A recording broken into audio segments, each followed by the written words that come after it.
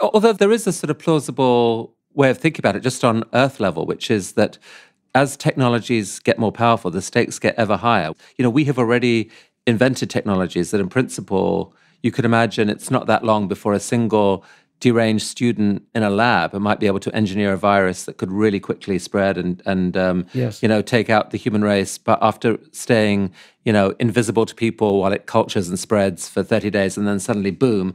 It's possible to imagine that knowledge brings with it the potential for unlimited destructive power, and that as the sort of Humpty Dumpty theory of, it's easier to break things than to make things. Yes. Of course, that's a possibility, because if it wasn't a possibility, then continued progress would be inevitable, which it isn't. But the knowledge of how to defend civilization against existential threats is also a form of knowledge which is unlimited. So if we fail to create that knowledge, we're doomed. If we do create that knowledge, we're not doomed. That story is the same as with all knowledge. So the possibility is there for us to create it, for, as I put it, for the good guys to stay ahead of the bad guys. But also there is something about the bad actors that makes them progress more slowly. That is, they are enemies of civilization. Therefore, they are wrong, right?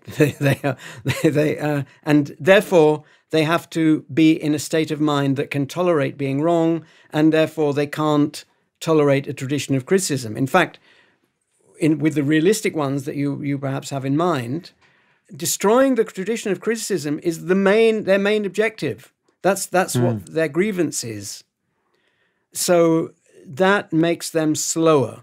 That makes them inherently trail the good guys. But that's just a tendency. It need not be so. There could be a breakthrough by some of the bad guys, and that's why I say we have a moral obligation to stay ahead of them.